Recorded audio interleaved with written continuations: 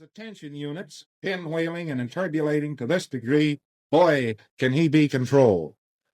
Hypnotism is an example of this. The hypnotist works on nothing but confusion. He will show a small boy that if you stand between a door and put your hands solidly to the sides of the door and press real hard for a while, that's the first maneuver to being hypnotized, and then he has the small boy step out from the door and he says, your hands will now rise. And of course, the residual muscular tension which the child has built up will cause his hands to float up in the air willy-nilly. And he says, what is this happening to me? He immediately says, I'm no longer in control of myself. He gets completely confused, and the hypnotist then can implant into this completely unresisted suggestions. He can say, you are now a dog, you are now this, that, and the boy will bark.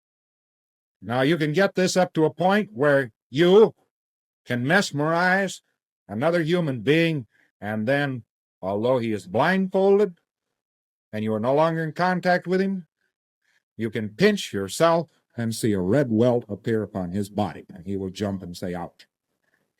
And when you get up the tone scale a little bit and feel a little bit ornery about it, you can actually put a dog into a complete funk. Just hold him by the collar and stare at him. He'll eventually begin to shiver and shake, and he goes all to pieces. That's because he doesn't have enough theta body worth mentioning. He's just sort of a mess body.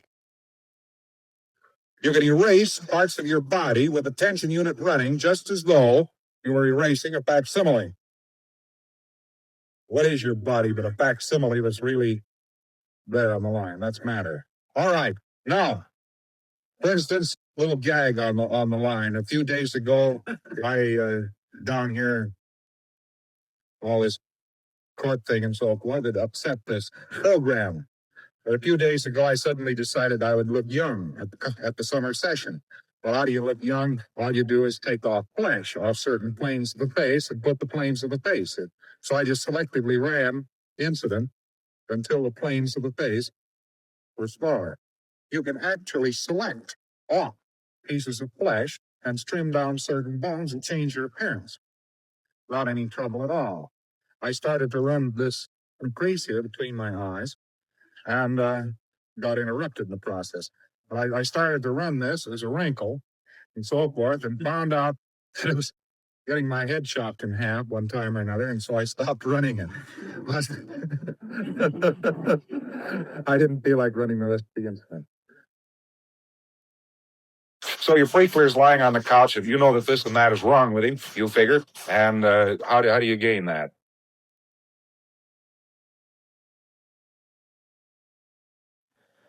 I've tried to straighten out a long series of pre-clears, by the way, by auditing this life only, and I've gotten tremendous relief. I've gotten them up the tone scale, I've gotten way above normal, but I haven't made them sane.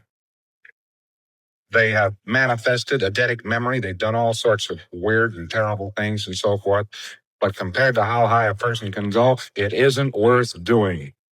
Play all around all you want to with this life. It just isn't worth it.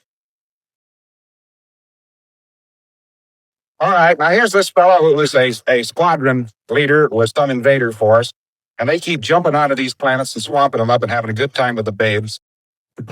And they just keep this up, and I have a lot of fun. It doesn't occur to any of them for a long, long time that they're even vaguely like these other beings, that they have anything in common with these beings. After all, they're invader force. Look at their shiny holsters. And look at those beautiful helmets and those sleek ships. Look at those people. They live in wiki-ups and grass huts and along river banks, and they have powwows in weird temples along the marshes and worship snakes and so forth. And you walk in, and boy, are they stupid. You walk in and you say, the great god Ta will now spit at you and knock your head off. The priest tells you this. Well, you better stay back from all it. And you say, I have more power than your great god Ta. I can stand here 50 feet away from your great god Ta and strike from him his head. And the priest says, oh, yeah? So you just pull out your gun and you go bow, and the snake's head disappears, and the priest says, Allah, at last we greet you. You say, well, now, let's get down to business here, bud. Where are the Vestal Virgins?